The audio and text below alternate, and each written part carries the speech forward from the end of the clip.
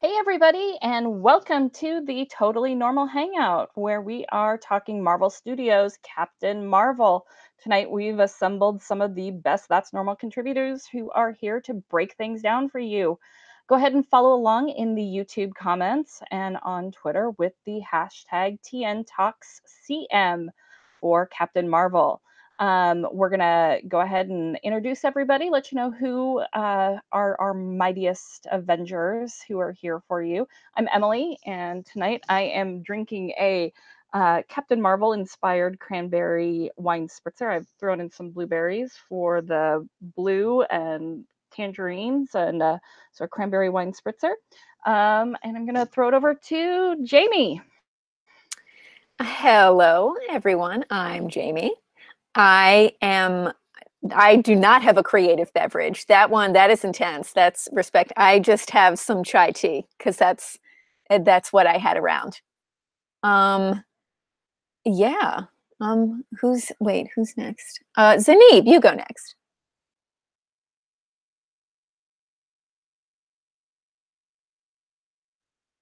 Or not. Wait, can you hear me? Is that Zanib? Can you go? Or Oh, okay, yeah, there you sorry. go. You froze for a second. Oh, sorry. Of course. No, you're fine. So I'm totally not copying Jamie, but I also have a chai tea. Whatever I had laying around the house.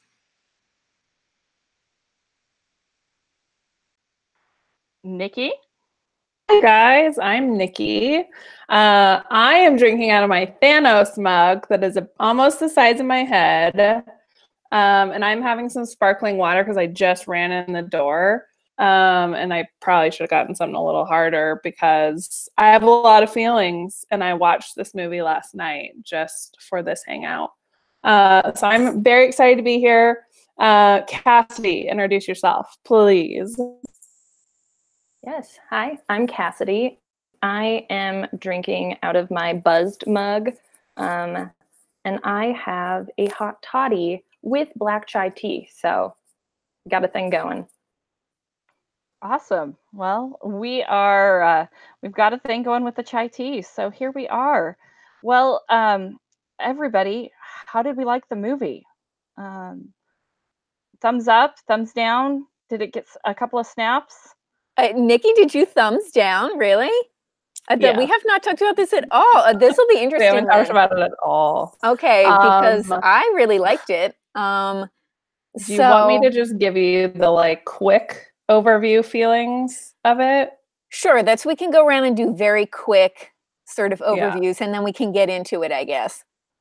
Okay, my very quick Captain Marvel review, which I feel like I need to at least watch one more time, but mega pacing issues. Love the idea of it, love some of the themes, but did not hit all the notes for me. I feel like there were some big issues with the story. Not a fan. It was no Wonder Woman. Great Marvel movie for me. Sorry. I know Wonder Woman's not a Marvel movie, but you know what I'm saying. Female superhero movie. Okay, what did everyone else think? Because apparently I'm in the minority.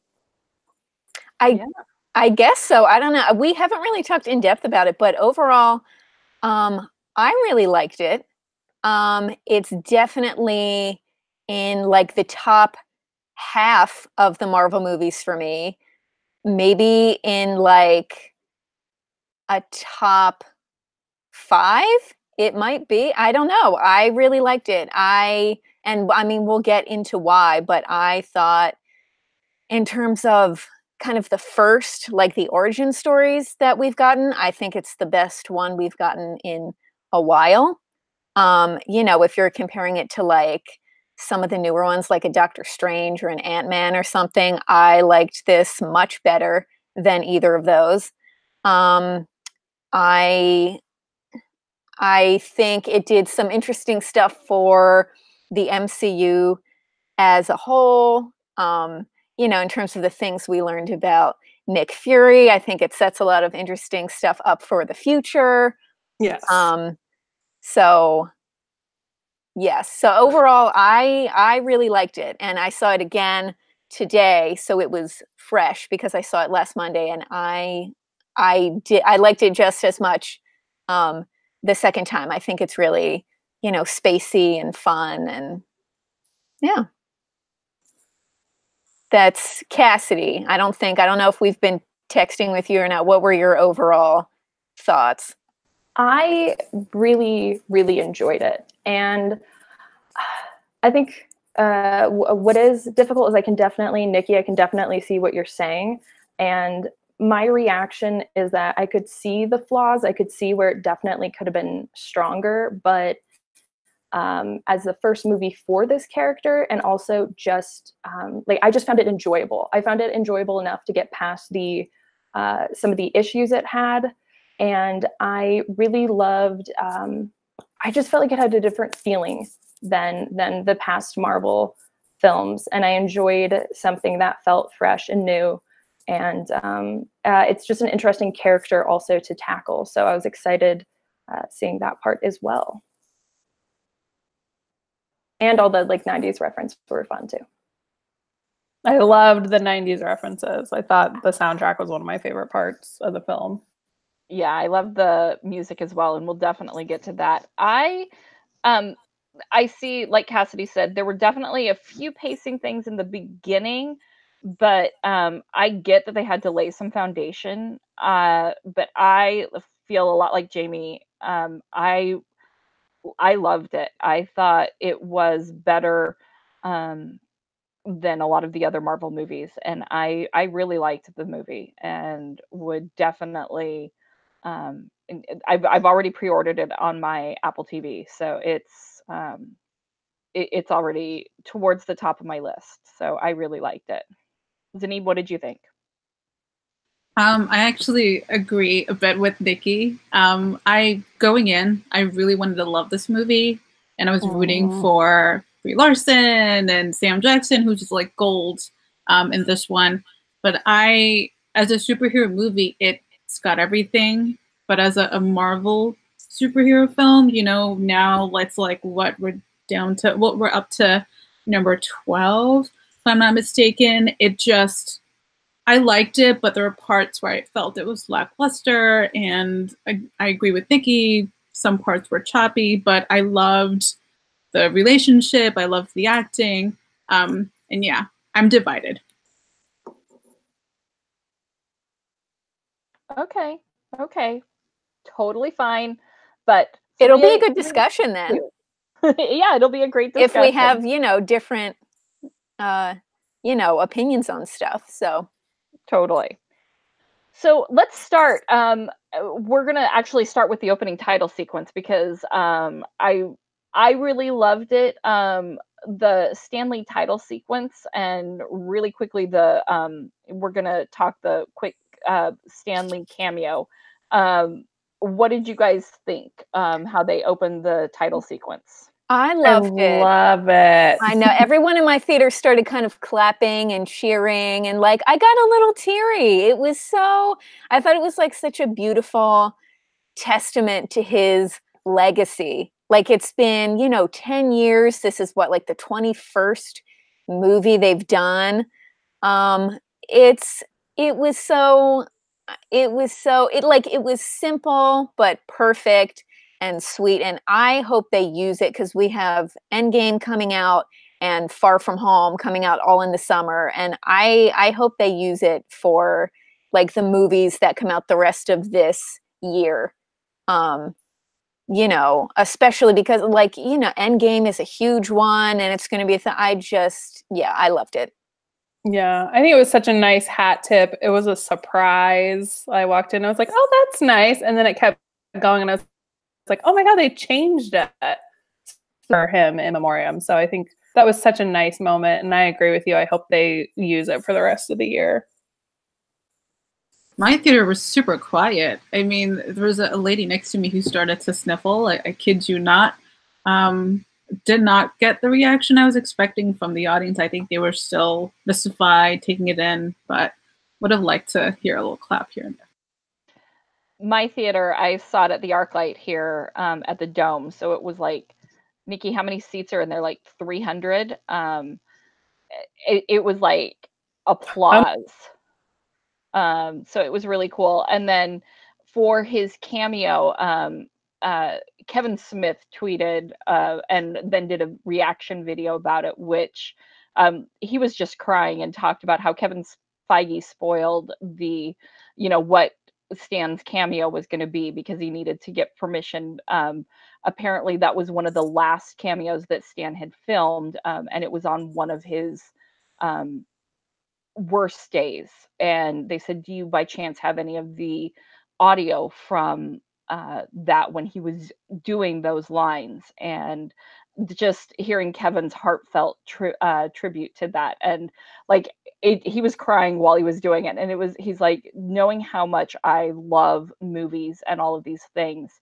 And when you get the call from Kevin Feige, I mean, it was just such a heartwarming tribute from, to hear Kevin Smith talk about what this meant to have, that cameo appear in the film. I just was like, that's so, this is why we love the movies. We're here talking about the movies, and it's why Kevin Smith talks about the movies.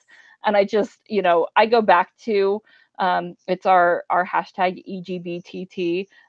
When we were all down at Comic-Con and everything, and everybody was like, "Why are the girls from Twilight here?" And he's all, "Shut up, everybody. There are girls at Comic-Con. Shut up." And he's always been, that guy who loved having, didn't care that girls were at Comic-Con and made way for some of us to be there. So I loved that. Right. And I like that. I think it was when Stan passed away, Kevin shared a clip. I think it was like a behind the scenes clip from when Stan was on set of Mallrats. And Kevin was directing him and how to say what was in the script. And then it was a nice callback that he was sitting there practicing his lines on the bus with the script. And I was like, oh, that of all the Stan cameos, I feel like that was the coolest. Because the other ones, sometimes it felt really shoehorned in there, and this one was, more subtle. I really enjoyed that. And it was Stan being Stan. It wasn't Stan playing a character. It was, anyway. Yeah, that's a good point. He's always a character, unless he was himself. Yeah. On the bus. And so we get two more Stan cameos, one from Endgame and one in Spider-Man Far From Home. That's what they said. He's had also filmed before he passed away. So I'm glad we get to see him a few more times. Oh, good. Well, then maybe they will include that opening with those. Yeah. So anyway, okay, enough about Stan Lee, the creator of why we're all here and the Marvel Universe. Let's dive into our hero, Carol. I got my little action figure. Woo! She has a removable head that gets her in her little head. Yeah, you can switch her heads if you want. What, do you have to like snap the other one off? You do. Oh my God! It's a little bit violent, but oh my goodness. Okay, I dropped the other head, but make that cracking sound. It does. It makes a little bit of a cracking sound. That is violent. Yeah. I love that. I love her costume. I love the mohawk that they brought that in from the comic book character. She looks so cool. Yeah. So, I loved it. Let's dive in. What do we want to talk about? Well, I guess we should talk about her first. This was not like a Black Panther situation where we had met him already before his movie. Like, this is the first look that we get at her, and I really liked her. I mean, first of all, just from a practical standpoint, Thanos is screwed. I mean, she was like blasting through spaceships like it was nothing, and that's just her. When she, like, the everyone else, they almost had him, and her on her. I mean, when she teams up with that, like, that's it. I really liked the fact that she became like her most powerful self when she realized that all this stuff, that the Supreme Intelligence had told her, and that Yanrog had told her how she really needed to keep her emotions in check, and all of that stuff. How she realized that essentially that was all crap. That once she kind of teamed up with Fury, and he was a very much like trust your gut kind of person, that was the better way to go, and that she didn't really have to prove anything anyone, and that is what allowed her to really come into her full superhero, because she had it all. Like, she didn't gain any additional powers, that like it was all there, and it was just all of these factors that were keeping it kind of suppressed. And it's these movies are full of metaphor and all that kind of stuff, and I thought it was a good one, that she had all of this power, and it had been tampered by all of these expectations that everyone else put on her. And when she decided to kind of shirk those, everyone else found out real quick that she meant business, and they better take her seriously. Right. Yeah. I agree. I like all the things that you're pointing out. I love that she just harnessed the powers that she already had and figured out how to use them on her own, instead of being told that she needs to overlook the power that she already had. I think where it fell apart for me is that it felt like she kind of had zero personality. Like, there were things that like wanted to be really funny. I wanted the like buddy cop sort of situation with Fury to happen, which I think it poked its head out. I just didn't feel like they really owned who she was. She wasn't interesting to me. Like, they hinted at that whole backstory of the parents and how she wasn't really with her family, but why? We don't ever really know. And if this is supposed to be an origin story, maybe a little more exposition there. I don't know. That's where she as a character fell apart for me, but someone prove me wrong, please. No, I've definitely heard that criticism Me of just too. feeling like you don't get to really know her enough. Since I have read some of the comics, I'm, that's giving me a different perspective. So I know some of her backstory, things like that, where I guess I felt like she was pretty nuanced. So I didn't get this, like, her personality wasn't coming out. I felt like she's a really reserved character. She's kind of snarky. I mean, and I got that feeling of a soldier.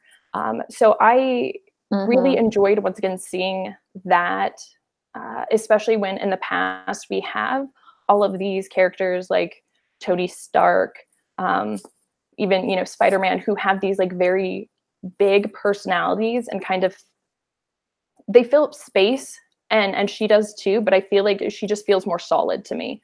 And I like that contrast, and the idea of seeing that contrast in other films.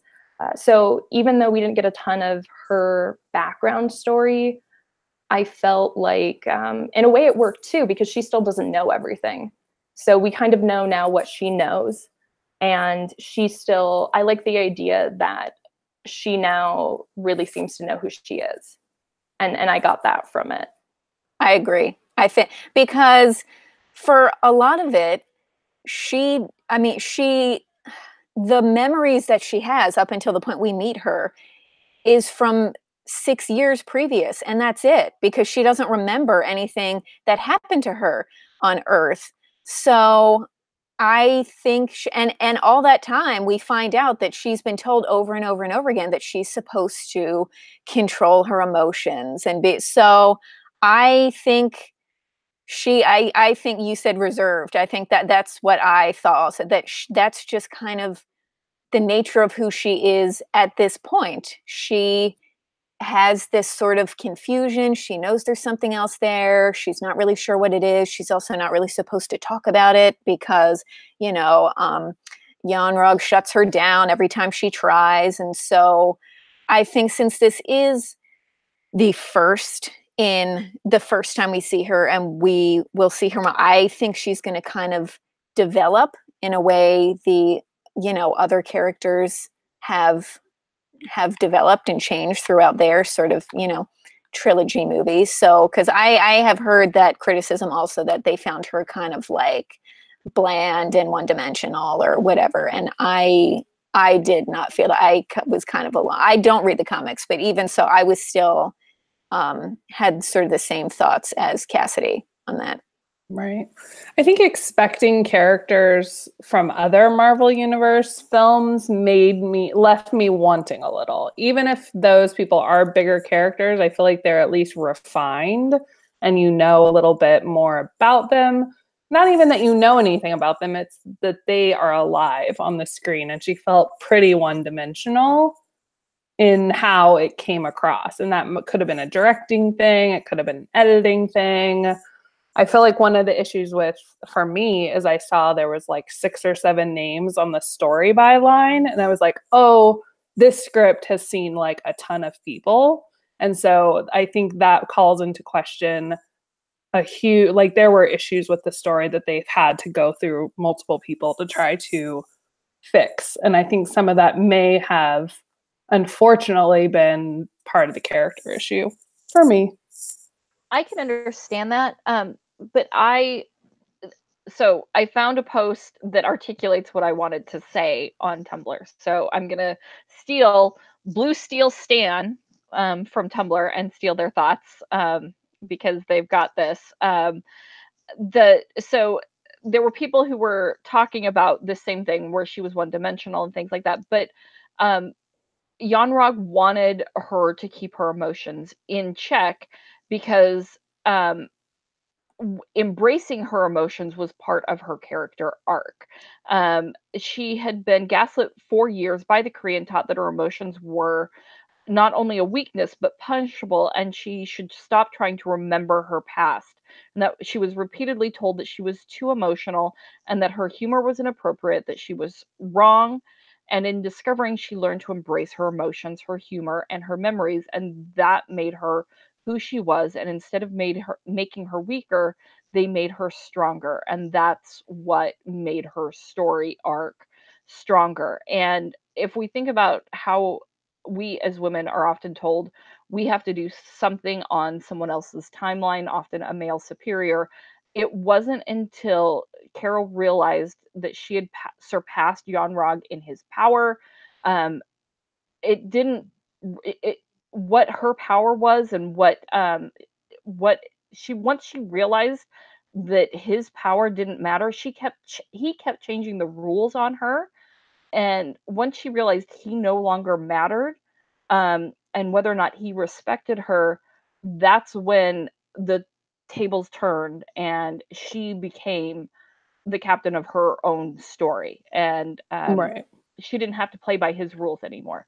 And I Yeah. think as women, we needed to see that. And that's what I liked about that. I mean, there was so much that resonated, I think, with me, from things that I had to deal with, trying to get a raise from my boss, that he's like, oh, we talked about that. I'm like, if we talked about this, I wouldn't be reacting this way. I wouldn't be so frustrated by this. And, the part where in the movie, Bree or Carol is approached by a guy, and he's like, you need to smile more. And that was filmed way before any of this even had ever happened with the trolls and the haters and everything like this.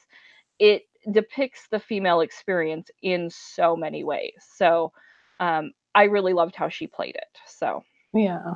I like that. I like who she was at the end. I found that the most exciting part of the movie, the most compelling part. And I feel like those things do need to happen for character development. Did they make for an interesting movie for an hour and 45 minutes of it? I think it could have happened a little sooner, just for more exciting storytelling. But I do agree with you, Emily. I think she highlighted so many issues with the female experience. yeah. I feel like I wanted to see more of her interacting with the Earth environment in the 90s. I loved the blockbuster scene when she crashes through the ceiling. I loved her getting on that bike with the Nine Inch Nails t-shirt. I loved it. At the same time, going back to what Nikki said about the time length of the film, an hour and 30 minutes, it makes me think that maybe there are a number of deleted scenes that may or may not kind of explore that the interaction that she might have. I mean, again, I'm only assuming she might have with other people and just her environment. And, you know, I'm really hoping in the sequel that they really kind of open that Pandora's box into who Carol Danvers really is and allow her to like explore and experiment and just really become this person that she's meant to be. I mean, I loved her. I think Brie Larson was amazing. I think she definitely captured that sassy, sarcastic, you know, persona, but I would have liked to see more of her. I agree. Like halfway through the movie, I was like, oh yeah, this is in the 90s. I forgot. And it's so obvious at times too. But I mean, I loved that 90s stuff. Like I just wanted it to be a little more like drawn out as part of the story. But Yeah, I love the fight scene to Just a Girl by No Doubt. That was the best. I was like, yes. Yeah, should we talk about the 90s now since it's come up? Sure, Because we have that to talk about, because I also like, they were in marketing, they were going for like the 90s thing super hard. And I also did not think that it screamed 90s. I mean, there were obviously like the music cues and stuff, but this takes place in 1995, and I was closer to the little girl's age in this movie, Monica. I was 7 in 1995. So I think you just like, I have nostalgic 90s things, but they're like more little kid stuff because I was a little kid. Like there were some things that I think were never gonna have that 90s nostalgia for me with this because most of the characters are adults.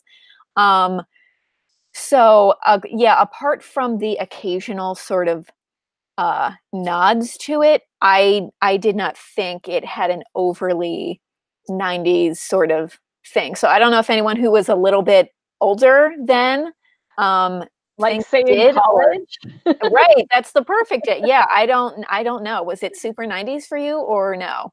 No, there were so many things that, like, when they were loading the CD and the dial up, I was sitting here going, "Oh my gosh!" Like my first email address and this like noises that they were making. I'm sitting here going, "Wow, 1995. What was I doing?" And like having to go to the library and like look up things because you didn't get online at home, or you know somebody got online and or on the phone and they kicked you off. And I mean it was a mess, you know, fighting over who got to do that and who, you know, downloading a song. Like I'm going to download a song and it's going to take overnight. You've set it and it downloaded overnight, you know, and fighting over the computer with your siblings because there was one family computer. That was, yeah, it was, I mean, I'm going to jump ahead to the music because they played Kiss Me Deadly by Lita Ford. And I'm not going to lie, that was totally like the song that played when I was like, we're going out. This is the song I'm playing. And I loved it. The music, I loved all of the music. That was from it because like I recognized the music, but for me being a little girl then, like if it had been a couple more years, like Spice Girls was the 90s for me. That was the entire thing. Yeah. And it's a little too early for that. But that is the music I remember most for the 90s because I was, you know, more the target audience for that and whatever, but no Spice Girls appearances. I'll have to find my senior picture where I literally had like bangs that were this big and Lita Ford, like that was, yeah. I feel like music has become such an identifying facet. It's its own identity with MCU. I mean, going back to the first Iron Man with Tony Stark's obsession with AC/DC, and I love AC/DC and like wearing the shirts, and then jumping to Guardians of the Galaxy and that kind of cool retro soul punk Motown vibe that really just elevates everything. And then just, going back last year with Ragnarok, that killer Led Zeppelin with the action scene. I mean, it was perfect. I had goosebumps. Right. And with this one, I think it just gets better. Yeah. With the night, I mean, who doesn't love 90s music? Who doesn't love Nirvana? For me, the zenith was watching Annette Bennett kind of doing the mom shimmy to Come As You Are. I thought it was perfect. But yeah. I liked the music. Although my personal wish was that they included TLC's No Scrub, but I'm not sure if it came out in 95, maybe before, maybe that after. was like late. I think it was late 90s. Might have even been early 2000s. No Scrubs. Okay. Yeah, I mean, you brought up Ragnarok, and I think that, like, I kept wanting this to be more like Ragnarok in that it's so themed to that sort of era, that music. It had like a very 80s vibe to it, like the look, even though the film isn't about that at all. And I was like, oh, they're gonna like lean into the 90s version of that. So. It be grungy and dirt, and I mean, sometimes I was reminded of Terminator with the landscapes when they're driving through the desert. I don't know, maybe it was the lens that they used, or they used a color shim or whatever. Cassidy, any thoughts on the 90s? Oh man, I was so young for them. Like when this takes place, I would have been 3. So for me to like really be like, oh my God, 1995, I would need like 98 or like 2001 and some Neopets, and then I could like really get there. I'm torn because I do think it didn't, in marketing, it leaned into it a little harder than it did maybe in the film. I do think it kind of makes sense why they didn't.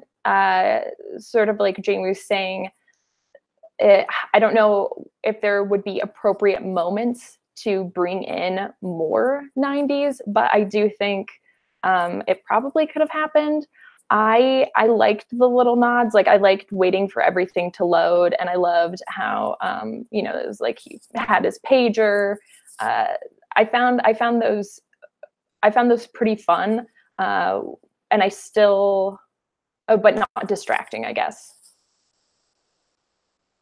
Right. That's, yeah. You don't want them to like shoehorn references in just for the sake of like I did like the little detail. Maria had the little monogram name necklace of Monica that was that were super popular. Then I did notice that like things like that I think were cute, and like Monica was wearing a little like it was like this elasticized shirt with like the little like peplum at the bottom. Like we had shirts like that when we were little girls in the 90s. So little details like that were cute. And I think honestly, probably more than anything, the fact that Carol did not have 90s hair was one of the biggest things, because 90s Earth hair, I guess, is not the same thing as, 90s Cree hair. Thank God. Yes. And honestly, I think they didn't do it because they thought it would be distracting. And I think it probably would have been. So that's one of those things that for practical reasons, I can understand why they decided not to do it. Right. And also her as a character, she existed on Earth in the 80s. Right. She was in Cree for most of the 90s. So it makes sense that it's not overly 90s, but I wish it would have been more 90s just because of the marketing and my own nostalgia. Did anybody visit the website that Marvel created for the movie? No, and I meant to, and I never got around to it. Website? They did the website for the movie was all 90s. It totally looked like an early GeoCities website that was like when she does the search on Alta Vista. Yeah. I was like, yes. I had no idea. And it was like banners and shimmers, and it was pretty good. It was beautifully atrocious. It was just everything you could want from a 90s website.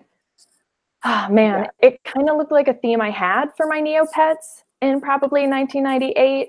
If I remember too, because I haven't been to the site in a while. I think like a song plays as soon as you, which I remember I and like everyone else it felt like in the world on MySpace, and I know that was like a later, but on our own little like websites or Neopet shops, even though you hated that autoplay song, you'd always like put it in there because you're like, I need people to know that this represents me as a person. So that part, yeah, the website was pretty fantastic. Loved it. Well, we sort of touched on Monica and Maria, but so let's talk about Maria and Carol's friendship. So let's dive in there. Zaneeb, do you want to start? So after I watched the film, I loved it. I loved the kind of solidarity of their relationship. And I love the fact that even though Maria has a daughter, a young kid, they kind of allude that she's a single mom, but again, I don't want to assume. But she leaves her kid for her best friend in outer space, ready to kick Kree-ass, which I love because I can totally relate. Some of my very close friends would do that for me and vice versa. And on the other hand, right after I go on Instagram and Twitter and like you have people kind of commenting about, are they gay? Are they not gay? What's going on? Which I'm down with. I think it's cool, but I think later after the fact, I got that vibe. I don't know if you guys did, but I liked it. I had not thought about that, but that makes it very interesting and even sadder that the government or whoever would essentially cover up Carol's death from her and not tell her the truth. That's a very interesting conspiracy theory. It's so like unlike the U.S. government. Never. Cover a death for what? Her military gain? No way. Cassidy, go for it. Okay. Your thoughts. Well, oh wait, can we cuss on this? Okay, I was like, holy shit. Yeah. There was no male lead in a romantic way. And I was so excited about that. Because look, I love my straights, but I can only watch so much fucking love stories between straight people before I'm like, okay, I get it. Everyone is hot and everyone is having sex and everyone's on TV. I got it. So I was so excited that the love story, even if it's probably platonic, I'm like 99.9% sure, just based on experience, that it's platonic. But even just having it being between two female friends, was really excited to see that elevated to this is as important as somebody's romantic love. When they hugged, though, when they had that really long emotional hug, I leaned over to my fiance and I was like, I can't wait to check Tumblr tonight. And Tumblr did not disappoint. There were so many hilarious screenshots and people being like, straight people don't hug that long. This is gay. It has to be gay. I love the internet. And that's funny. Honestly, because I thought this, I don't know, because I don't read the comics. I don't know if there's anything. I don't know if there are how many gay relationships there are in the comics or not. But it's because I was kind of on the same thing. On the one hand, it was nice that you didn't necessarily have the kind of love interesting thing, because I was nervous when the trailers came out because I thought Jude Law's character seemed like a dick, but you never know. They might have tried to force something anyway. So I was glad that they did not try to do that kind of thing with him. And so, it's great that the kind of the love story of this movie is,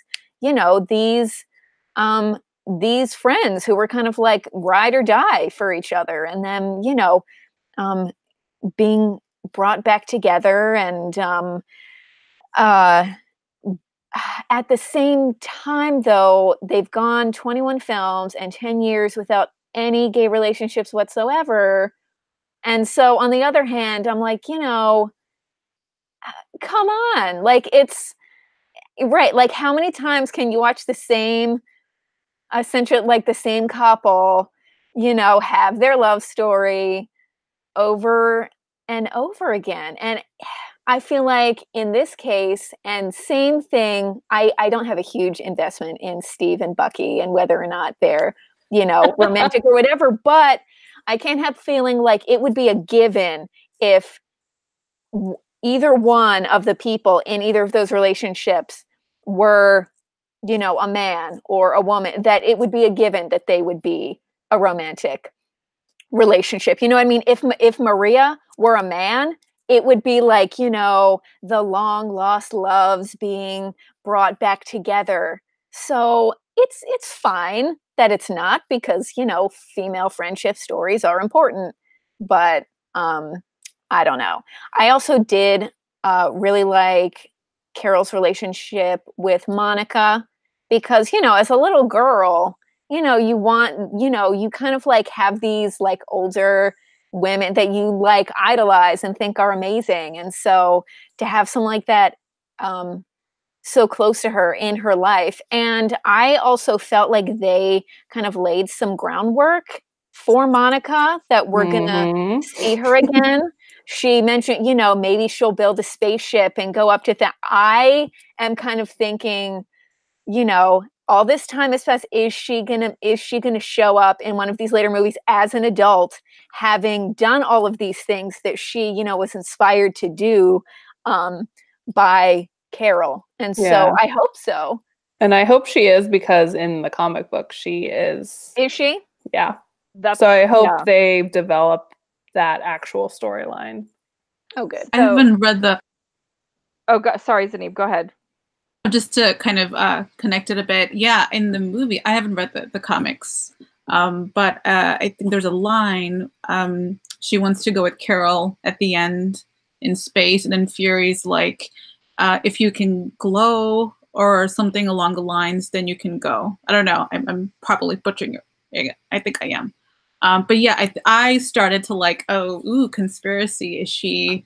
Do we get to see her in Endgame? Like, there's a story there, but. Oh, that's interesting. Oh yeah, because it does jump many years. So that's a good point. I think there's a decent possibility that she may show up in Endgame somewhere. Yeah, and that's that's a great place to introduce a bunch of new characters, because so many of them are dust. Right. And presumably going to be dust for most of that At least for the first half, you got to figure you got to fill it with somebody, because most of the people from last movie are nothing right now. So, oh, sorry. No, okay. So really quickly, I just wanted to there were some things, as we said, Tumblr never disappoints, where they were talking about Maria saved Carol's fighter jacket and all this other stuff of hers, and boxes and boxes of things of hers. And yes, they could have been platonic friends, but also I'm gonna be on Cassidy's team with this one, and going 100% that it was a loving relationship, and gonna go that they were more than friends.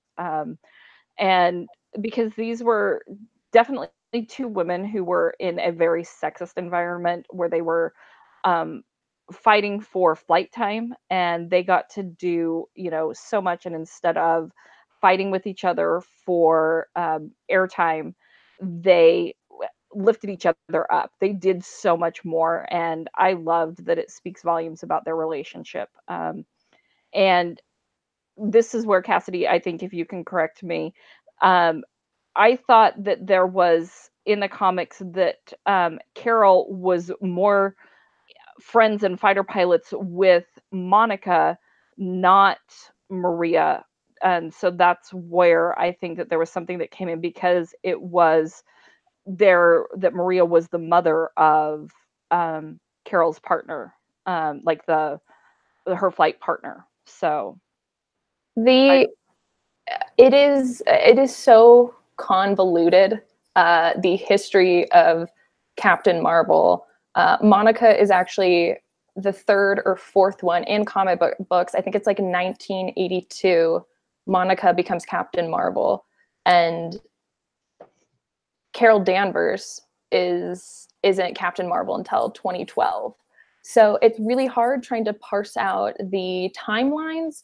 And this is drawing from, it seems like, various Carol Danvers Captain Marvel, as well as potentially Mar-Vel, that I'm shrugging. If you're listening to this via podcast, I'm shrugging. So it Okay. could be any number of Yeah, those. yeah. I know, I can't remember who Monica ends up being after she's, I think she might go to, it's like Photon, and then there's something with a Q, but I can't remember. I'm working on a timeline because I'm writing a getting into comics type of sitch with this. And yeah, I'm working on a timeline with every single person who has played Captain Marvel, including in the DC universe. And it's gotten messy. Which we were talking about, lesbian or gay comics, that the DC universe has Batwoman, which Cassidy and I were talking about. Like, that's the only one that I'm aware of. Yeah, there's every once in a while, they so graciously give us a like side character for like 3 issues, and then they're like, okay, but they have to go somewhere. Yeah, comics, there are way fewer like main characters than you have in TV or film, and there's not exactly a ton there either. No. So I'm probably like, I'm pretty positive that like if they were like Carol's straight in this, I would not be like, oh my God, that's so unlike you, Marvel. Right. But I just kind of make everything gay. So I'm gonna just pretend that. And honestly, they might as well do it. Like, you already have all these like, wimpy incels who are freaking out because, there's a girl superhero movie. Just do it. Like, go all the way. Yeah, guess what? There is a woman superhero movie, and guess what? She's a lesbian. Like, deal with it. I would never stop cackling. It would just be me cackling for the next like 3 decades. Yeah, it would be amazing. Mm-hmm. Oh, so toss up. Do we want to talk about Jude Law? And because we touched on him a little bit, or the Kree and the Skrulls. I just love that the Skrulls just had like Martian ears, and like they all had different accents and no one cared.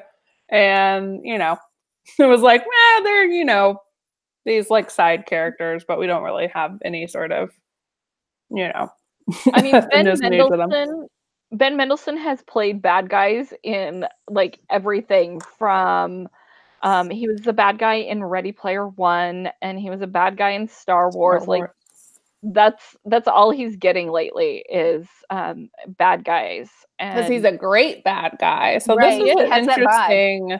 It was an interesting thing to see him be overtly the bad guy, but not really. Like, it was just a confusing thing. And then he actually had some of the funniest lines of the entire movie. And I was like, oh, we should let him talk more. Like, bring that. Like, that's the thing I love about Marvel movies, is they're not always so serious. Right. So, yeah, it was a lot funnier overall than I thought it was going to be, because of stuff like that, and all the, the stuff with Goose that ended up being, really funny. But I really loved the Skrull thing. I hope we see more of them going forward.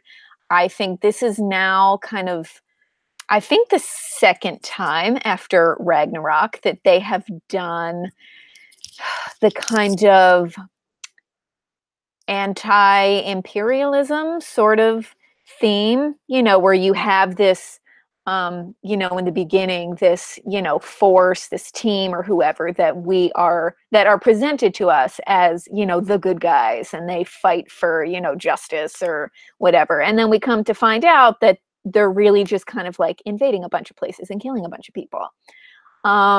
So I don't know if that's something that's going to continue in these movies, like if this is going to be like an overall theme that they're going to sprinkle into more movies. But I just thought that was interesting, and just from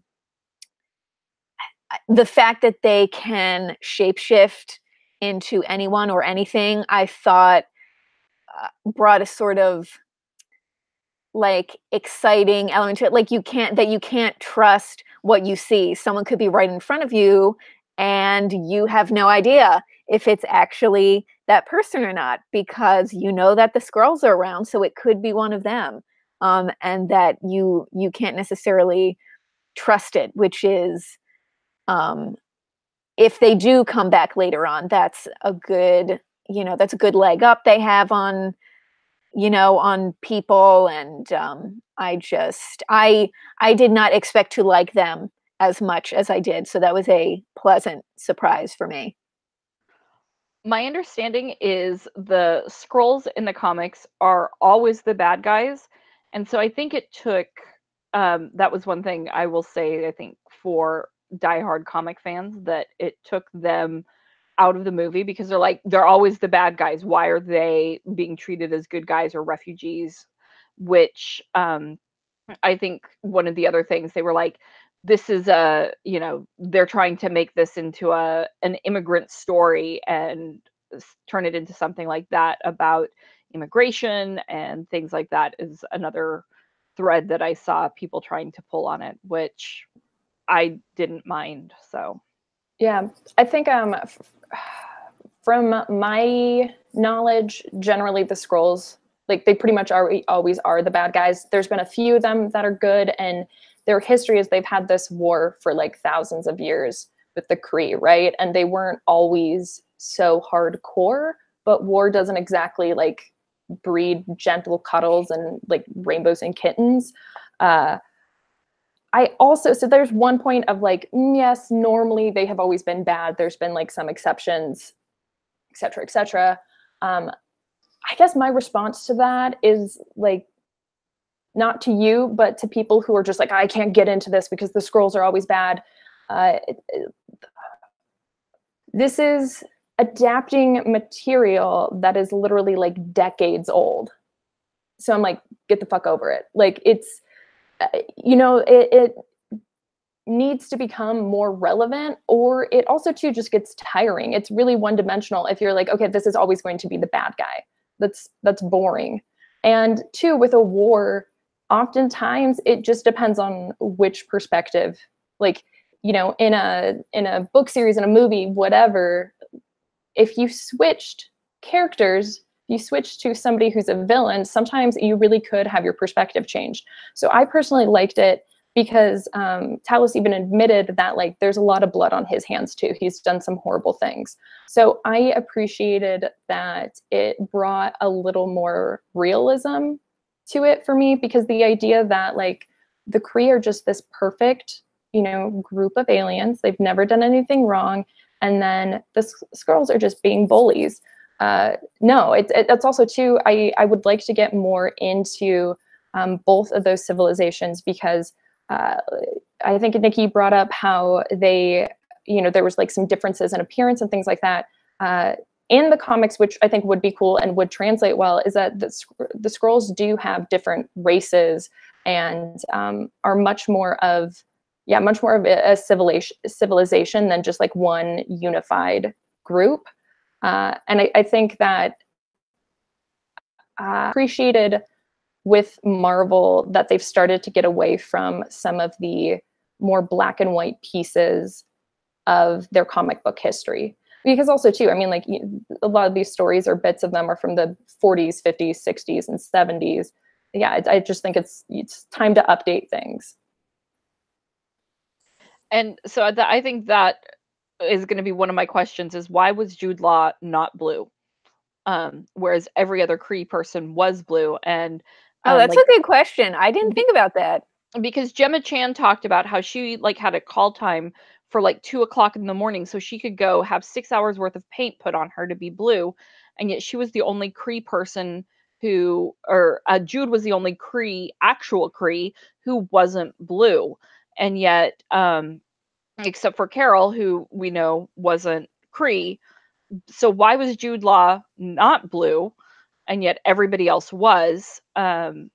So that was one of the things. I was like, why And is he not blue? and Marvell too. She wasn't. Yeah, she had blue blood. Right. Nerd stuff, but the Kree can come in like white people's skin tone too. But I do think it's weird that they would have only shown like two white Kree, and then they're like, and everyone else is blue. Right. So yeah, I agree, that's a bit strange. The Dimanju, I can never Right, say his Jaimin name right. Hansu. Yeah. Right, Jaimin He's Hansu African is American, black. dark skin. Yeah. Because the first Kree we saw in the movies was Ronin, right? And obviously that was like his thing. And people who did not read the comics, they were like, "Oh my god, he's blue." And so if they are going to be, if they are technically a more diverse race or a diverse people, they probably should have done that a little more than just having a couple people here and that. Like, it's mostly blue, but here's like 3 people who happen to not be. Because I didn't even think about that, but now that you mention it, that is kind of. And then I was thinking, is he in a similar situation? But no, because he talks about, there's this creepy, weird moment he had where he's like, that like his blood is a part of her, and so he must have the blue. But I thought that was so weird. He's like, it's mine. Like, that was an odd moment. Like, she needed a blood transfusion. Meant like, you donated blood. It is not that deep. Like, I think it was also kind of an ownership thing too. I'm teaching you, I'm the mentor. Right. It added a good element of like this weird like possessiveness he had over her. Definitely. I thought the complexion was due to maybe interspecies or crossbreeding. But yeah, I would have liked to maybe know more about the history. As far as I can't think right now. It's like 10 p.m.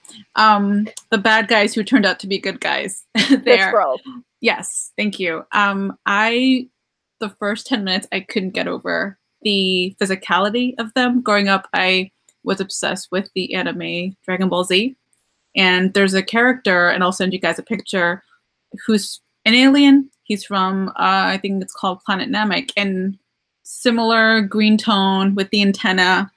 And I'm like, dang, he looks like Piccolo. I could not get over that, but that was just a fun little anecdote of mine that I noticed. So with Jude Law's character, I knew he was going to be like a sexist douche, but I actually didn't know he was going to be, the bad guy. But I'm really glad they didn't turn him into a villain that we needed to love, like Loki or Bucky. Right. So, he's just a straight up dick. Right. Like, there were like gasps in my theater, because in the very beginning, the person they show come up to Carol and Marvell after the crash is a Skrull. And so then when you find out what happened later, like he comes through, the dust, and people were like, oh, is it, the fact that they just let him, they did not try to give him some like, but he's, that we did not get some dumb, like, tortured backstory about him or what, like, no, he's just a jerk. You just hate him. Yeah. And that was I think that was one of my favorite parts about this film, is how they treated him and Carol's relationship with him, because it, for me, it just hit a lot of personal notes of, I went through like a film program, and I was one of very few girls. And so you would get really close to the people you'd work with. And it would be so weird to be like, oh, this person, like, I'm friends with this person. And then there'd be moments where you're like, oh, he's a sexist asshole. And like, like when he was talking about how like you need to control your powers, and then, somebody said it before, changing the rules so he could win. And like, if you don't play this way, if you cheat, then it doesn't count. We have to play by my rules. Resonated with me so much, because I just remember a conversation with somebody I went to school with, who was saying like, you know, you never show me your writing, so I really don't know if you're better than me, and it's not fair for me because, like, you know, how am I supposed to know which one of us is better? And he's like, I really need you to start like doing that. And it was the weirdest situation. And I feel like maybe men watching this would be like, oh, it's not overt like that. Like nobody actually does that.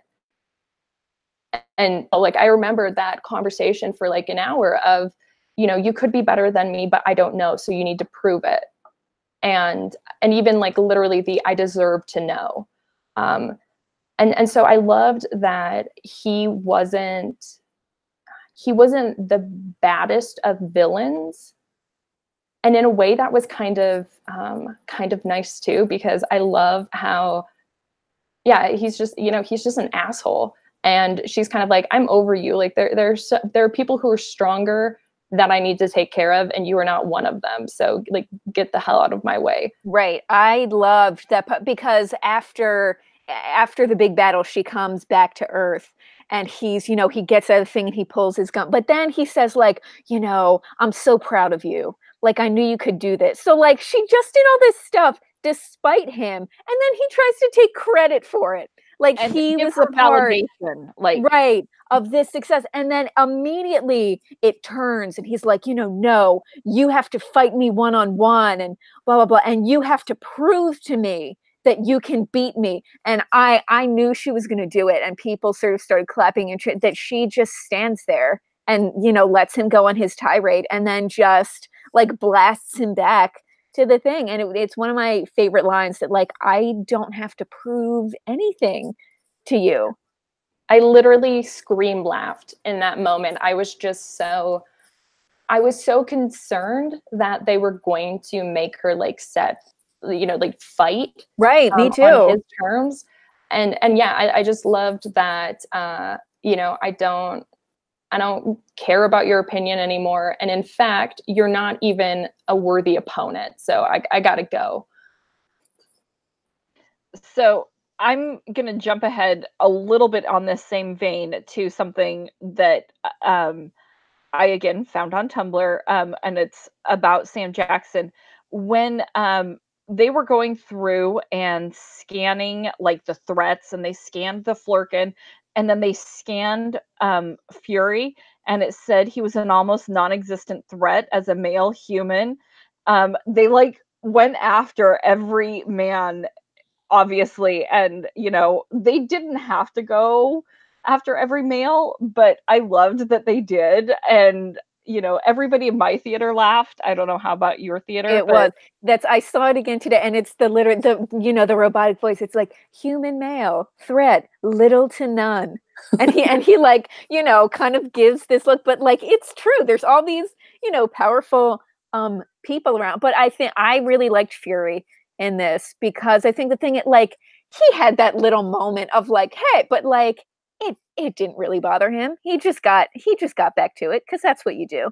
I think I liked that we started out seeing him before, you know, he believed in aliens and all this other stuff, because all the other times we've seen him, he's known more than most of the other characters in the MCU, and he's been, you know, in charge and in control. And even though he is not in that position yet, I think the things he did as an agent here, you can see why he ended up becoming the head of S.H.I.E.L.D., because he's really good. And he, you know, trusts his gut instead of just blindly following the rules. And I really liked him and Carol as a team. I thought they had a fun kind of buddy dynamic. Yeah, I agree with you, Jamie. I also really loved the contrast of Fury and Carol's relationship versus Veer's / Carol with Jude Law's character. I mean, it just, you know, you're absolutely right. I mean, Fury and Carol, they're friends, they're on the same level. I mean, he actually goes out of his way and helps her, even though he didn't have to. He could have just taken her in, but I loved that. You definitely get a sense of who Fury is as a person, the level of growth that he's, you know, kind of gone through in the 90s. And I also like that we get this different perspective on this who this tough guy really is. I mean, in Avengers and Iron Man, he's like this tough dude with an eye patch. Coming to find out, it was a cat that, took his eye out, which I know. found to I be love so that, hilarious. like in Winter Soldier, it's like this dramatic line. He's like, the last time I trusted someone, I lost an eye. And it turns out it's because he held a cat alien too close to his face. Like, it's just, that is so hysterical to me. It's very much his character too, right? Like, it's very funny. And I think like he obviously helped Carol a lot, but I think she saved him in so many times. And he points that out to her. He's like, you knew I turned you in and then you came back and saved me from these guys, which I liked. And then also seeing Coulson, like his origin and incredibly waxy face along with Nick He's as right in well. that goals. They had some Botox, some digital Botox for sure. So there's one thing I want to bring up again that I found on Tumblr.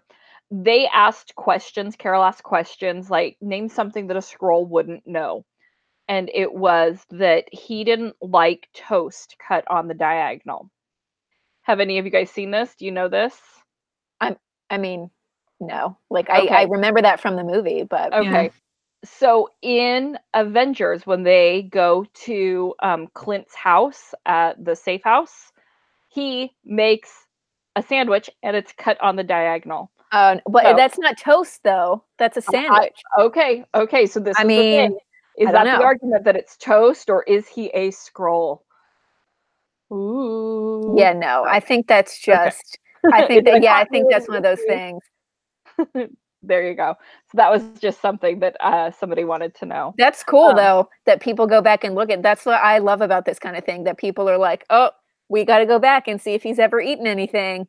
Has he eaten diagonal bread? Yeah. And I'm like, we are such nerds that people have found this out. Mhm. So we talked about the Goose the cats and the eye. Let's talk about the Flurkins Yes.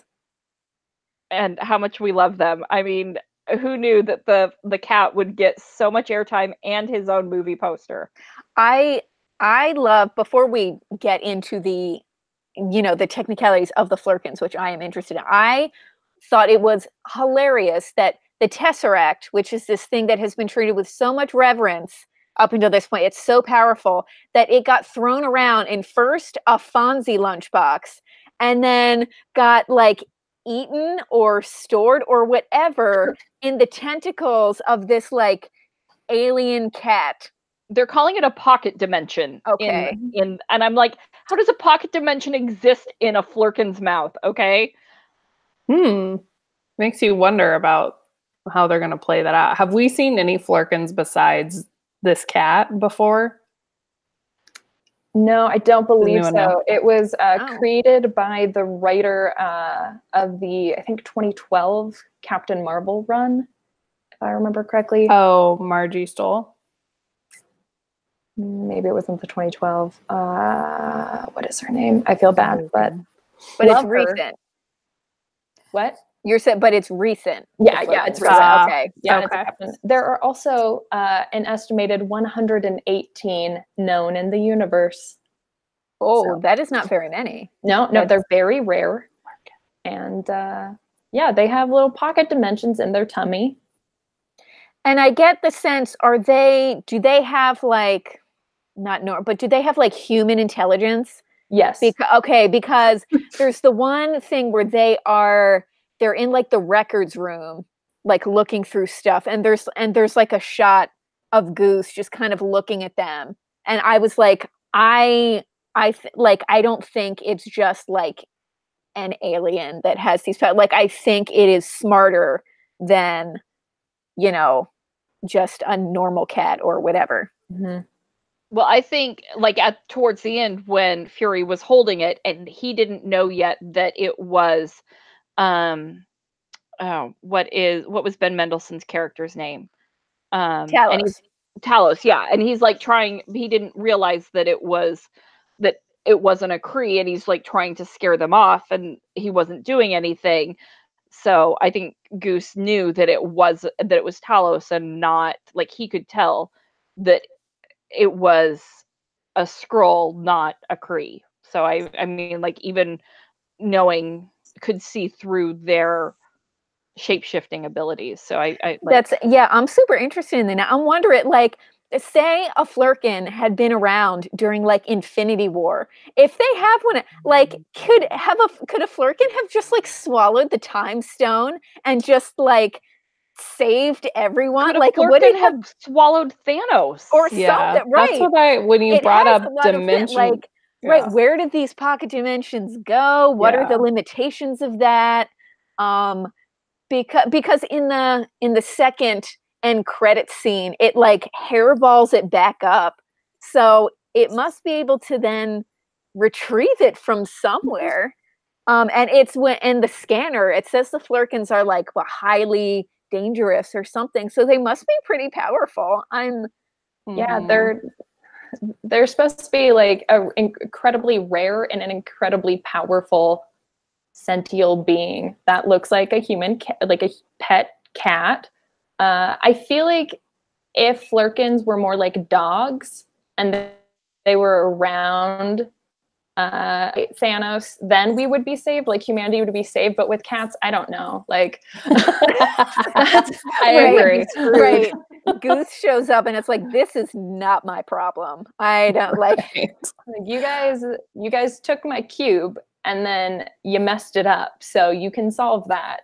Yeah. My biggest Right. critique of the movie is that last little scene. I just wanted him to like bat it off the table.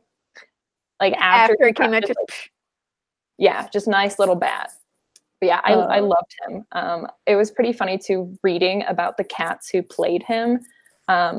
I've read something where like Brie Larson actually got like scolded because she was doing something, and they're like, "The cat's acting right now." And she was like, "Oh, I'm sorry, I didn't know." It's like petting a service dog. Like, it's working. He's working right I now. heard she's allergic to cats. yeah, she was allergic to them, so she Oh. had to act to a sock puppet, but yeah, Oh my being God. in proximity to them, so she had to be far enough away and still act towards Oh, them. that's a bummer. That's what I thought about, because I'm like wildly allergic to cats, and I was like, I would just be sneezing and crying the entire any scene with the cat. While we are kind of on the subject of the Tesseract, Yes. so because I've heard a couple criticisms, and I think they're bullshit, about like, Carol's powers are like too convenient. She can just do all this stuff and it's never really explained. And, how is that a thing? But like, she like absorbed the power of the Tesseract. Like, Yeah. that's a big It's a deal. battery. That's a lot. Like, you're going to be able to do a whole lot. That's an Infinity Stone. And if she possesses that power and can utilize it, like, yeah, you're going to be able to do a whole lot of stuff. And Right. I think it's annoying because I don't really think people ask that about the male superheroes as much. Like, want to know, Not like, at all. but how does it work? Especially, should they really be able to do that? Like, you see the powers and you accept it because they're superheroes. Like, Right. so. I would love to see the science between about being bit by a spider and then having, superpowers. Right. Exactly. Or it's like, like Tony just has these suits that just like come out of nowhere. And it's like, oh, well, just like he built it. It's fun. Or Like, the arc reactor people just in his accept that. chest. Right. People just accept these things. But, when it's her, it's like, I need to know the exact details of how her powers work. I mean, I totally got it. I mean, when we get that vision of her, well, when she was a pilot and helping, like she's during that, not accident, but when she absorbs the core, I knew right away, oh, so she's like a battery. She can let out these like balls of energy, and like going towards, the ending when she's like rocketing towards Mandu's ship, you can see that, okay, this is almost like electricity going through, physical. Right. She's like a conductor for this immense power. Yeah. Upset. It makes me, it brought up questions like, how does a Tesseract end up from the desk into kind of the current when we first see it? And then how is she going to interact with all of the stones together if she is the power of one of them, essentially? Right. Definitely. So on the first thing, if we're going to track the Tesseract, it's on Earth in the first Avenger. At the end of that movie, it ends up at the bottom of the ocean, and then Howard Stark picks it up. And so then it is in Shield's custody. And I guess remains there all that time.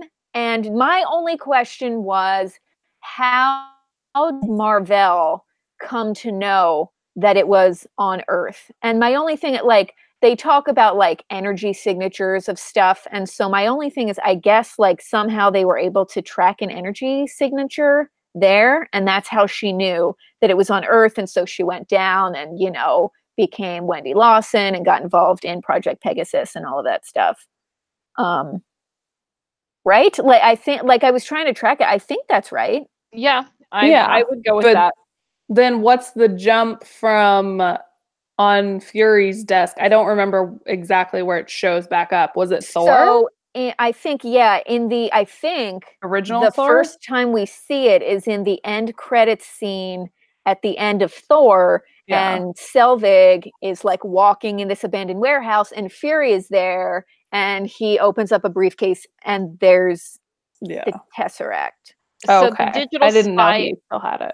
Yeah, there's a digital spy article that says they think that is the beginning of like Project Pegasus, potentially, where they think that is how, or where they're trying to figure out what energy source that could potentially be, or Pegasus has ended and they've gotten it back from Pegasus after that accident or something like along those lines. I just feel like I need to go and watch them all again, which I do.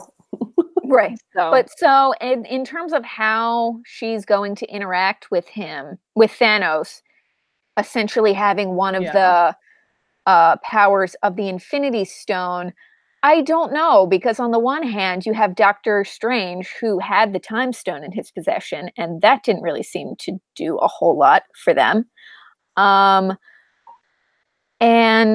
But on the other hand, she's a whole hell of a lot more powerful than Doctor Strange. And he just kind of like had it in his little, like, magic locket or whatever. She absorbed that power and can do a whole bunch of stuff outside of it. She doesn't need to be like near the Tesseract. What were you saying? Ronan turned and ran. He's like, let's leave. Right. We need to regroup. He saw her go through and he was like, I am not about to deal with that shit. She's going to kick our ass.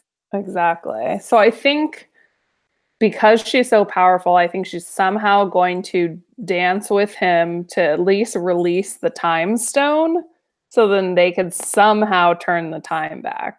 I'm kind of confused as to what state, and I mean, we can talk about this if we're going to get into theories for the next one. At the end of Infinity War, after he snapped, they went back to it. Like, I'm not really sure what is the status of the stones at this point, because the Infinity Gauntlet was kind of like fried looking. So, like, are they still functional? What, like, I don't know. So that's the question. I thought they disintegrated because I don't remember. Maybe I have to go back and watch it, but I don't remember seeing the stones. Right. There was like smoke coming off of the Infinity Gauntlet. Like, I hate the wait, man. I know. We don't have that. We don't have that much longer, honestly. No, it's like a month and a half April away. 26th. Yeah. Oh, it's April. I thought it was the beginning of May. It's April. No, it's April. Oh wow. Oh my gosh. It's like around the corner.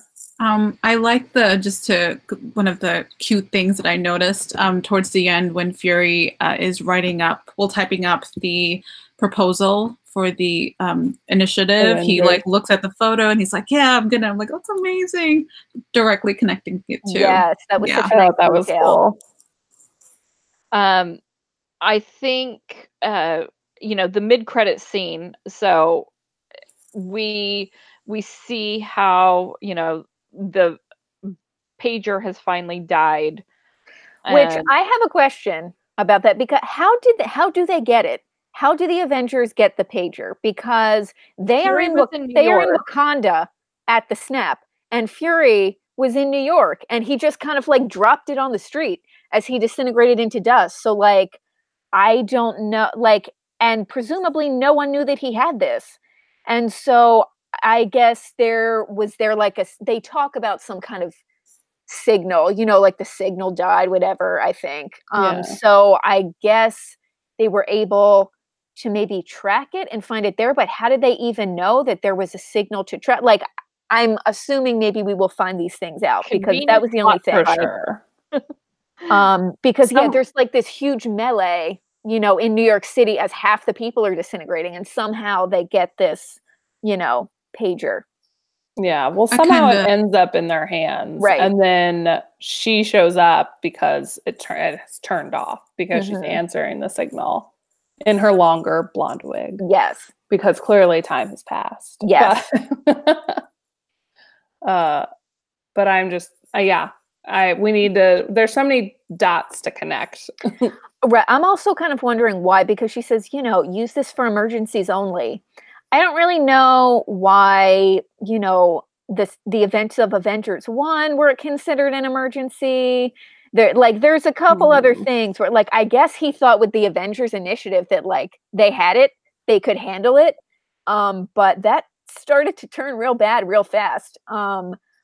I don't know. I mean, I get I was talking about he was always like in control and in charge before. I mean, I guess he thought it was going to be fine, and that, only when half the universe starts to disappear does that constitute an emergency enough worthy of contacting Carol.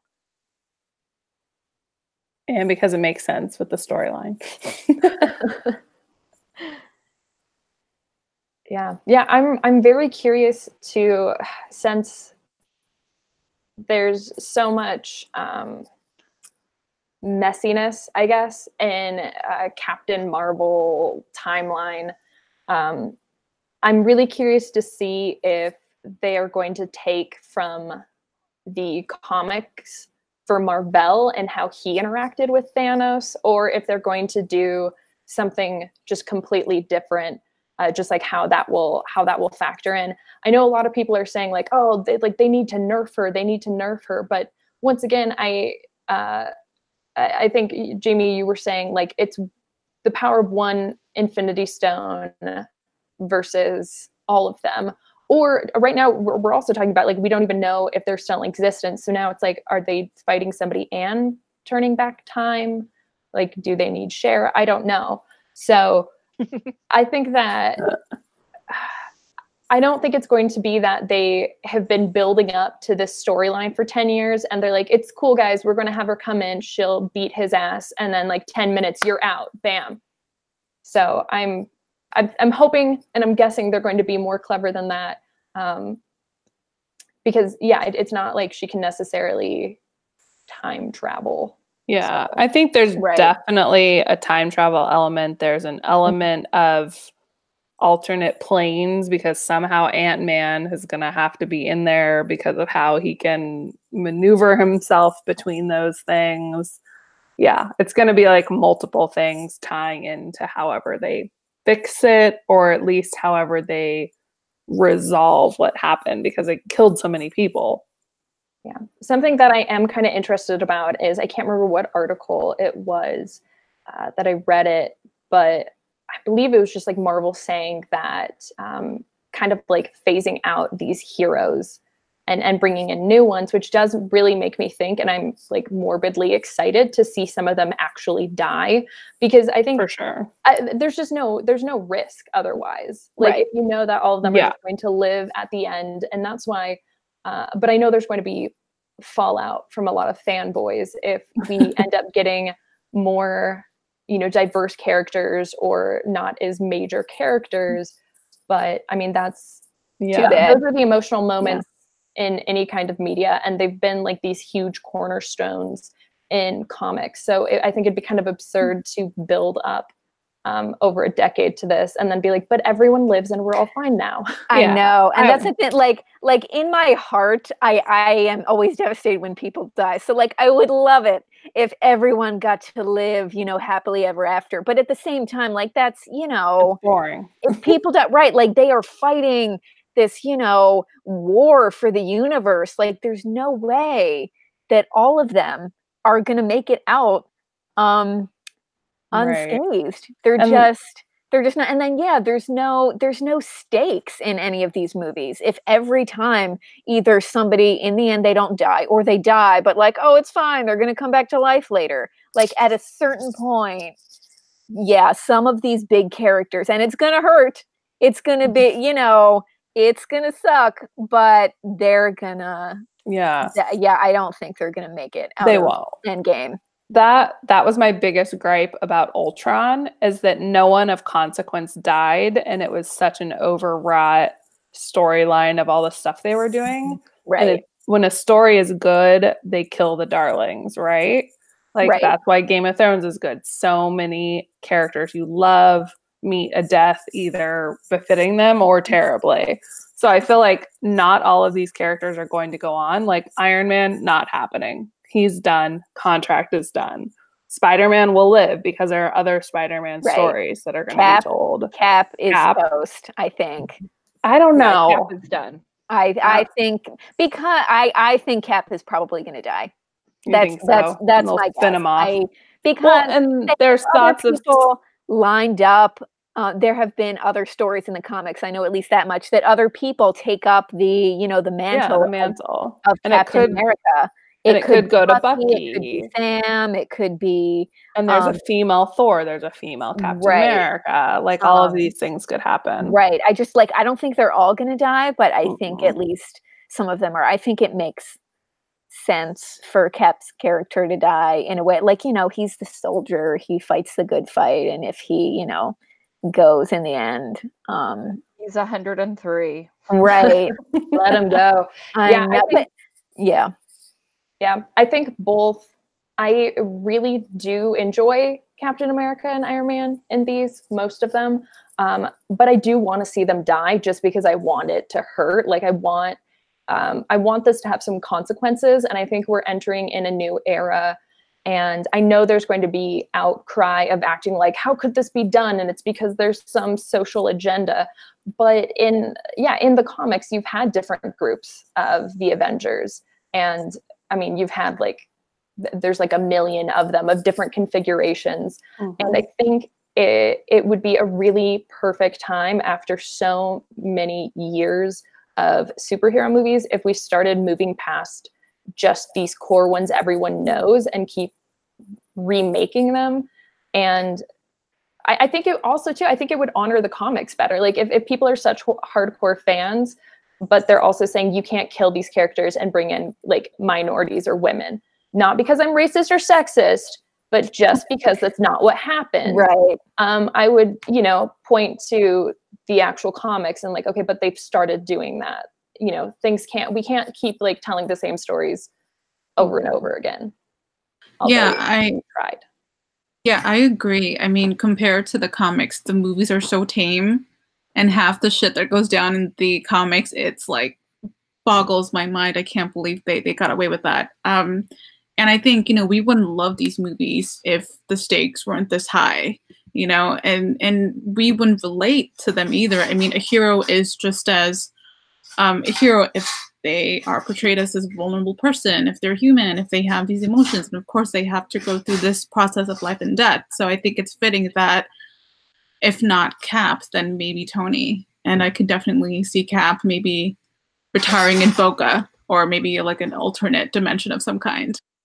Well, and I think there were a lot of parallels to in this one between sort of the beginning elements of Carol's story and of Steve's. Like, you know, they were the soldiers, they were the ones that no one took seriously in like boot camp and training, and then they come into the round. So if we're getting into this new age of Marvel stuff, if his story kind of ends and then hers, and, you know, she kind of takes up that, you know, the place of being not like the lead Avenger or anything, but and goes forward from there. I think that would, make sense going Guys, forward. can I tell you what my dream would be? Please. It would be that Marvel is just like, fuck it, we've already pissed everyone off. They make Carol mega gay, and then she leads the Avengers. And like, I'm hoping that like her, Valkyrie, if it turns out that we're right, and like Monica comes back as a thing, Her get her in stepdaughter there. now. Yes. All of them. Jane comes back because she takes over being Thor. She's the female Thor. So. Yes. The female Avengers. She can be like the Bruce of the group because she's like the scientist and just. They can do She-Hulk. It's a comic storyline. It I would is. also love to see them bring in the new Miss Marvel. Yes, I would love to see the new She's a Miss delight. Marvel. So Such a cute character. Yeah, I think that it would just be there. I have Sharon. No, I have Sharon, who is Agent 13. She's the she becomes the Captain America. She turns into Captain America. Right. yeah. Now imagine the trolls after this news drops. I know. If they wanted to bomb this movie, the all-female Avengers, they would die. I would just love to see like Marvel trolling them back hard. I think it'd just be great because I mean, like, what's going to happen? Like, Marvel's going to like crumble and fall? No, they're like, no, that's cool. Thank God, there's 50% that's not like you. Well, not even 50%. The trolls are maybe like a very loud like 5.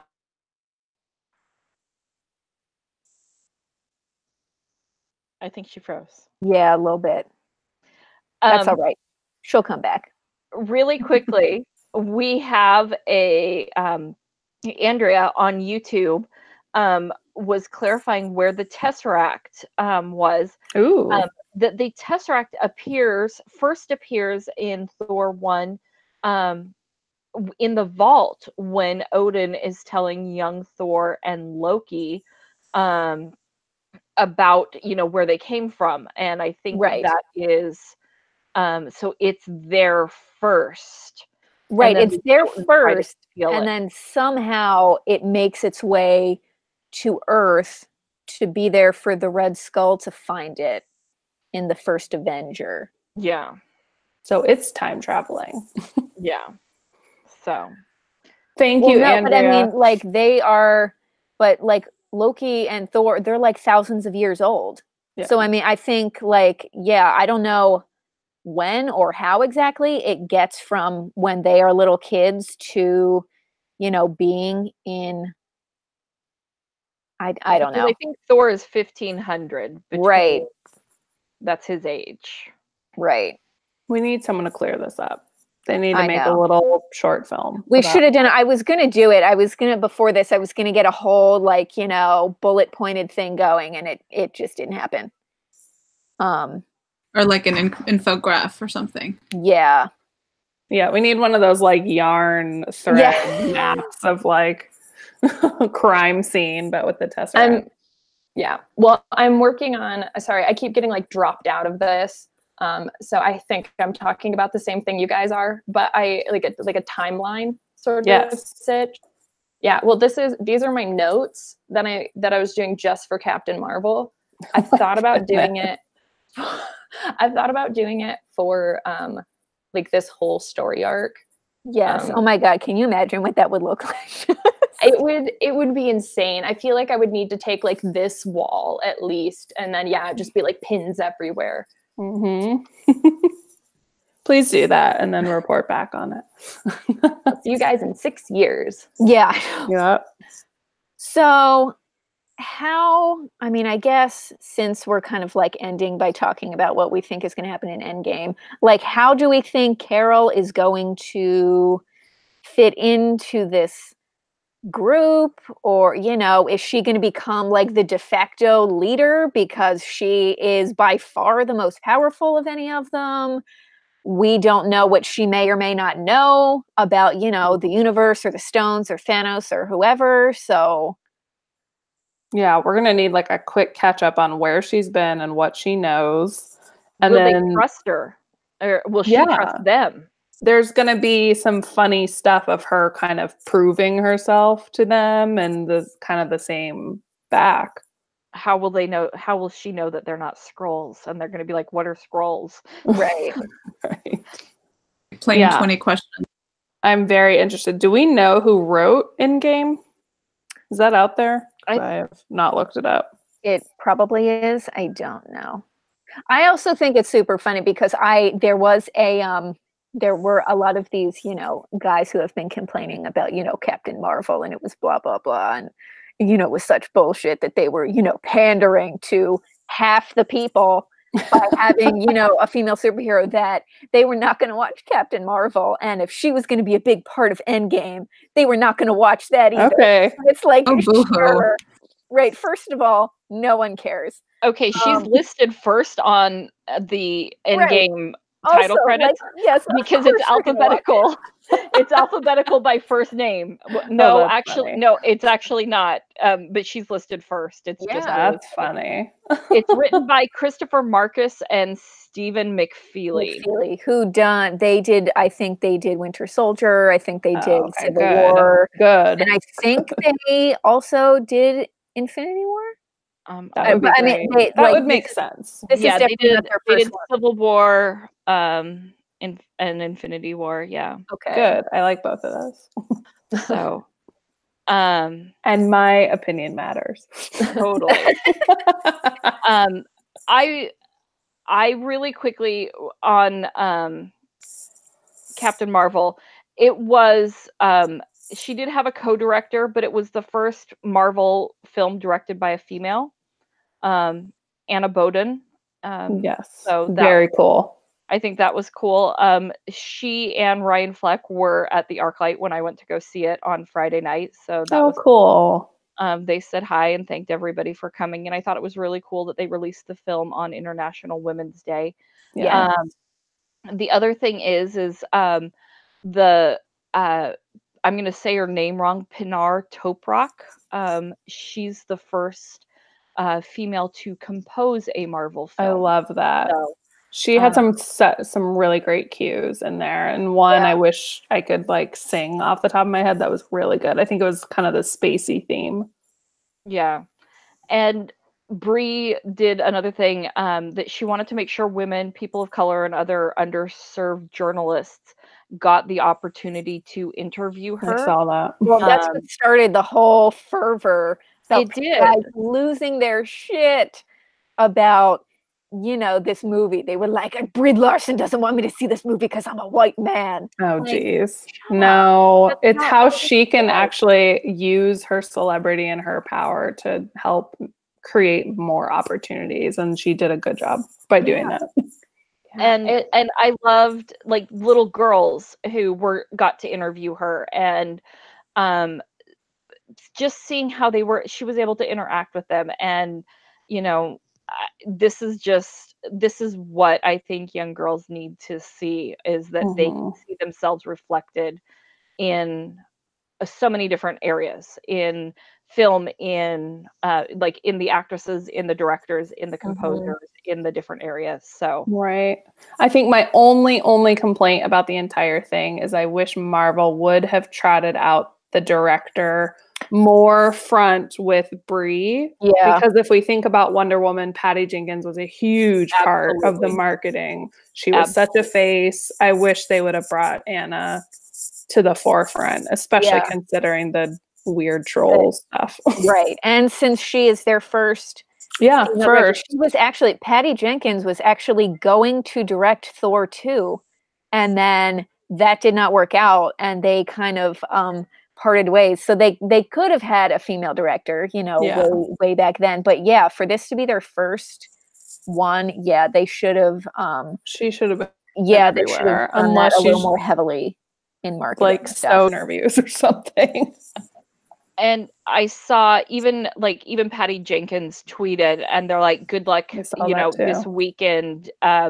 Thinking of you." And it was a picture of Wonder Woman and Carol Danvers flying together. And I just was like, I love that. I love that support cross universe. And I was like, this is this is like the support and what we need. So I just really loved that support. So like, I mean, I was like, I'm gonna cry. This is I loved it. Yeah, I did. I really loved seeing that, and also some of the other actors that had played various Marvel heroes, showing support, for the film. And I even think I can't remember his name, but the lead actor in Shazam tweeted out Zachary that, Levi. yeah, because of course there's been like some bullshit with Shazam as the original Captain Marvel versus this, and it's. Guys, it was 1939. Let's move on. We've got to have those actually people. Yes. No, Zach is such a good guy, and I love that he's like, move on, guys. It's okay. Oh, well, I mean, final thoughts. I think we've covered it all. Yeah. Yeah, have we missed anything? I think we've got, everything. Almost an hour and 45 minutes worth of Captain Marvel. Yeah. If you've made it to the end, there's a lot to you talk should tweet about. us.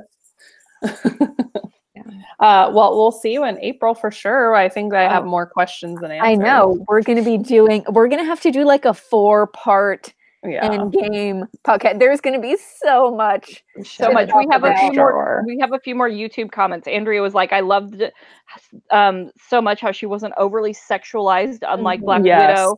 And it was the first female director, and it shows. Thank you, emoji. And JCE Nord, I can't. I'm stuck in the 1920s. He doesn't want to. They don't want to move on. I'm sorry. Oh, JC. So, Yeah. we appreciate you guys sticking around this long and watching. So, did anybody hit us up on Twitter? I don't know. No. Okay. No one can. A lot of social media platforms have been super weird today. Yeah, I know. Twitter, it has been a bad Facebook one. was busted. Instagram was crap. Who knows if it has spread to Twitter at this point? But someone snapped their fingers in the social media world and took out all the big ones. JCE has said our discussion has been interesting, so hopefully we've earned our Marvel cred, and y'all come back for our Endgame 4-part. Get ready, guys! It's an extravaganza. It's going to be a tough one because we've got so much. We're ready for it. I can't think of anything else to say. We're going to be back with some other podcasts next week. I think we've got Discovery of Witches, and Jamie, do we have Harry Potter? Next week. Yeah, we don't do it tomorrow, so it'll be next week. Yeah. So Harry Potter Chamber of Secrets next week, Discovery of Witches next week. So thanks so much for joining us, and we will see you on That's Normal. Talk to you guys soon. Yes. Bye. Higher, further, faster. Whoop, whoop.